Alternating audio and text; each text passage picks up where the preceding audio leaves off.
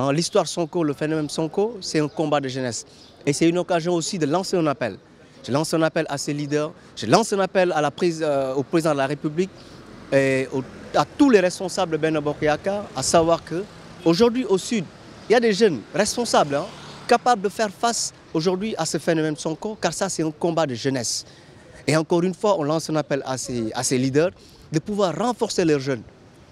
Car aujourd'hui, petit que ce soit, on sait que le président a tellement fait pour la Casamance, le président a tellement eu confiance, hein, à ses leaders et surtout à la population de la Casamance, même si aujourd'hui la défaite Sonko a gagné au niveau du Sud, mais on a tiré une grande leçon. Une grande leçon plutôt. Mais on a tiré une grande leçon dans ce combat. Ça veut dire quoi? Aujourd'hui, nous jeunes, responsables, soucieux et engagés à réélire le président de la République, on va encore une fois nous mobiliser, se préparer et faire face à ce combat. Et je dis encore une fois aux responsables de Sonko que le combat, ce n'est que le début du commencement. Je suis jeune, je suis de la Casamance, j'ai l'obligation d'apporter ma pierre à l'édifice.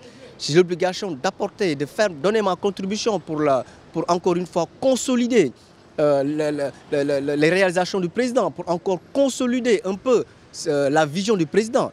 Parce qu'aujourd'hui, la vision du président, c'est de quoi faire? C'est une vision, hein, d'ici horizon 2035. Hein, c'est de pouvoir, encore une fois, hein, développer des activités socio-économiques au niveau de la Casamance, pour encore une fois l'émergence de la Casamance, pour que la Casamance puisse quand même avoir, hein, un mot à dire, puisque les jeunes de la Casamance puissent compter et surtout savoir que actuellement l'économie est là, est en marche. Et quand on parle de la Casamance, on connaît la richesse de la Casamance. Je félicite les réalisations déjà faites au niveau de la Casamance, parce que déjà avec le pont, hein, Farafenni de la Gambie qui va encore une fois accélérer le développement, c'est-à-dire le désenclavement de la Casamance.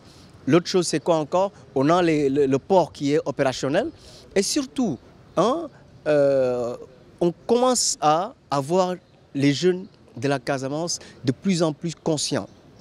Des jeunes de la Casamance de plus en plus engagés dans l'entrepreneuriat, de plus en plus engagés dans le développement socio-économique de la Casamance. Et aujourd'hui, pour faire un bilan, on a les infrastructures qu'il faut. Certes, on lance encore un appel à ce que ces infrastructures puissent être renforcées davantage. Mais le plus important est d'avoir une jeunesse consciente qui s'engage au développement socio-économique de la région.